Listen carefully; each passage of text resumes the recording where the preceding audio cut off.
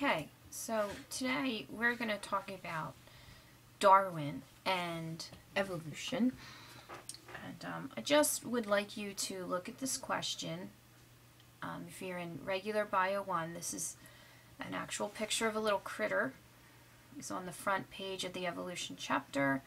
Here's his head right here. This is front appendages or legs, middle appendages, and then you can't see his back legs. They're covered up by these extensions here. And what I'd like you to do is pause the video and answer this question. As a class, you can discuss it. How and why did the camouflage on this critter evolve?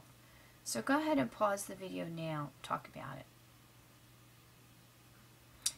Okay, well, hopefully what you discussed is that this critter looks like this because it really helps him to hide in these leaves that he's climbing on. This is his native habitat. He's actually a mantis, closely related to the praying mantis that we have around here. But he's evolved into this rather interesting adaptation, we would call it, of looking like a leaf, and that helps him to stay away from predators, and it may help him even to sneak up on his prey. Mantids are hunters. They do hunt in their area. So that is why that camouflage evolved. So this whole chapter, chapter 13, is primarily on evolution, and we get the first sense of evolution and proof of evolution really comes from fossils, and we'll be talking a little bit about that later in the week, but for now, just keep in mind that evolution, a lot of evidence of evolution does come from fossils, and most people know that's kind of common sense. So one of the issues that always comes up that I kind of like to go over is whether or not the idea of evolution contradicts a belief in God. And just a couple factoids for you. Of course, you don't have to commit this to memory, but many scientists are actually faithful members of a church or a synagogue or some other religion. And, you know, some people don't quite take the Bible literally, but those that do feel that evolution contradicts the interpretation of the Bible. So, you know, your question of faith is not something that science can answer. It's kind of that's why they call it a leap of faith. There is no evidence of it. It's just something that you believe in. But you'd be surprised to know how many scientists actually have a religious faith. So it's not that you have to choose between one and the other. But of course, some people do take the Bible quite literally. Alright, so evolution. And if you want to pause this, go ahead. But the definition of evolution in a very, very basic, easy sense is changes in a population over time. Okay, the ancestry of the elephant did not look like this. We'll go over that later on this week, but we'll be talking about these guys, and especially the horse and some other species as well. Species evolve as they suit their environments. So it's changes in a population. This is also key to note. Populations evolve. Individuals don't evolve. You're born with whatever adaptations you have, and that is it. You will not change or be modified throughout your lifetime, but populations, as they go from generation to generation, can be modified, and there is such a thing called adaptation.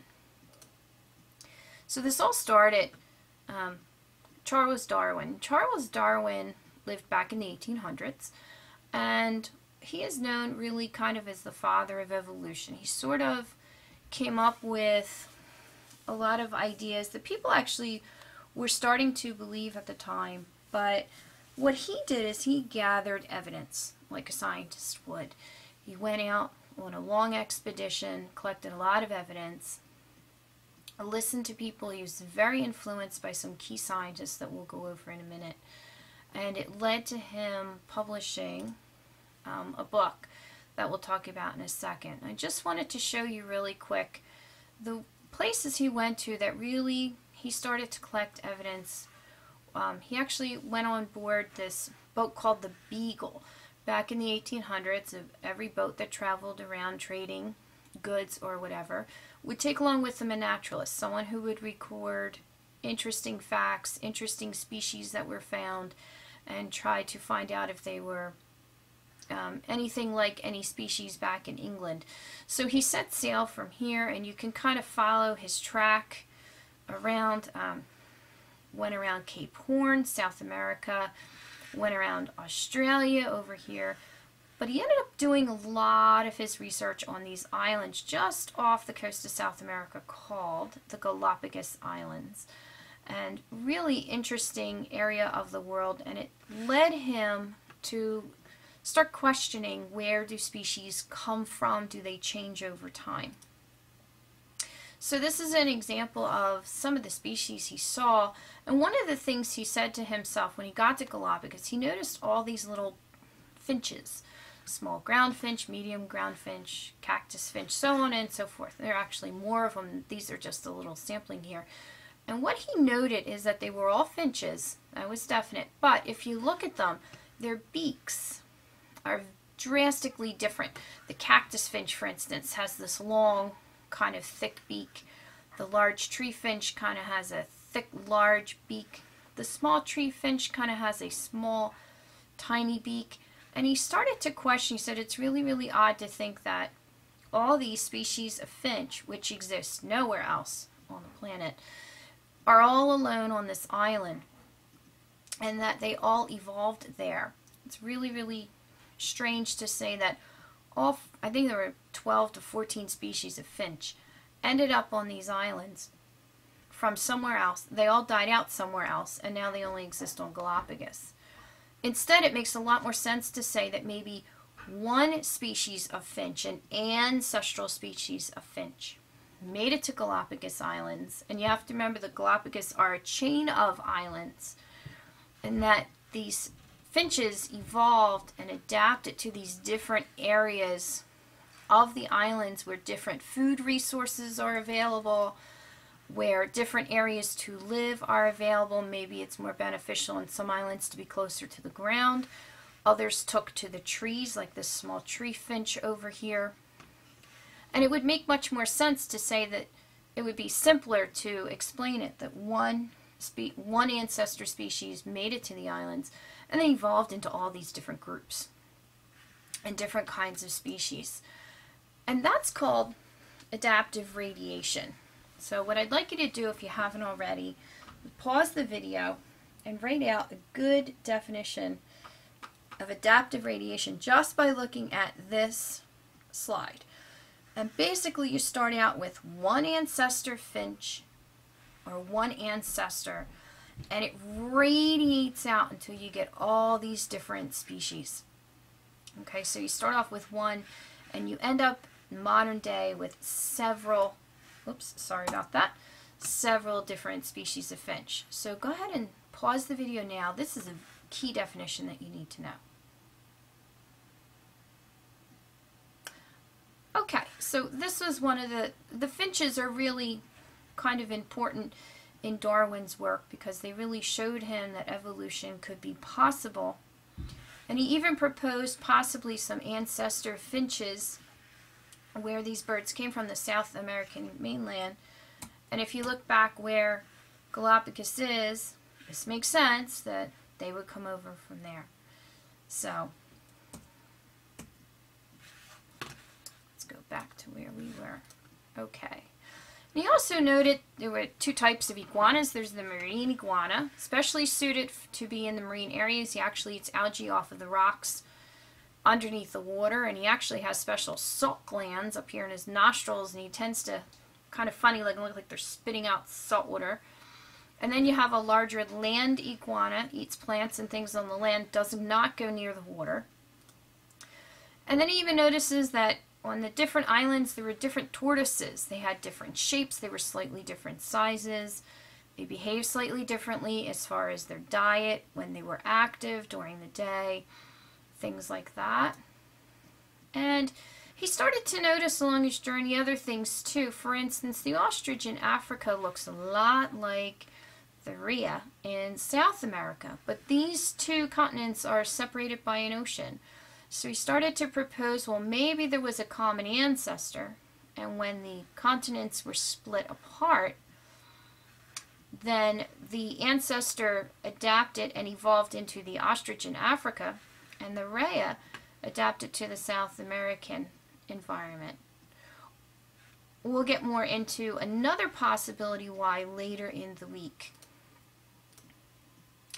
So here's some key scientists, and I would pause the video at some point and write these down in your notes that had some influence on Darwin. This first guy here, there's actually a worksheet.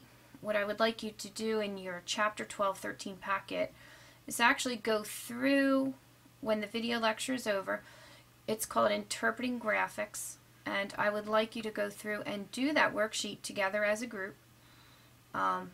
Lamarck had some interesting ideas on how things evolved. He believed if you used it, you would develop it and you would pass it on to your offspring. And that's kind of like saying, you know, if you work out and you're really, really muscle-bound, you'll have muscle-bound children. And that if you didn't use it, you would not pass it on to your offspring. And one of the things he uses as an example is he tried to explain the neck on a giraffe, and he would say that giraffes would stretch their necks throughout their lifetime, and that stretched neck would be passed on to their offspring. So it's kind of interesting to compare Lamarck's ideas to Darwin's, and that is that the worksheet does a really good job on that. In the meanwhile, this other guy, Malthus, he felt that the human population increases faster than the food supply. He was doing a lot of studies on population. And Darwin sort of took Malthus's idea and applied it to species. And he said, well, a species really can't outgrow its food supply. It's going to be competing for food.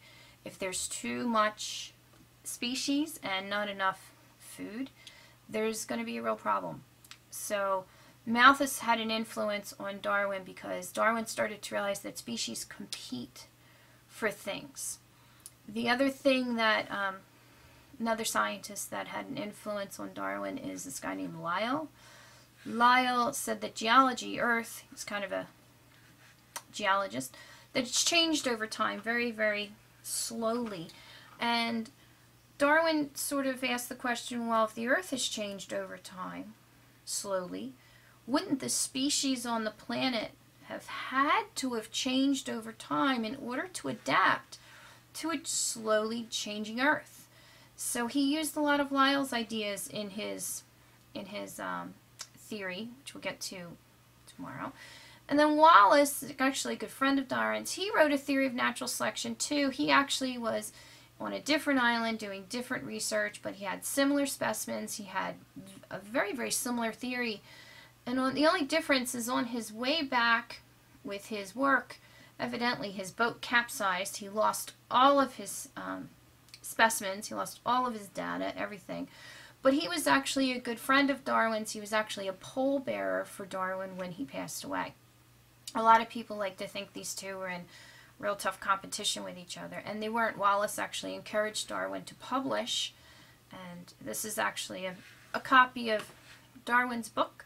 It's called On the Origin of Species by Means of Natural Selection. It was written in 1859, quite a while after Darwin got back from Galapagos, and interesting work.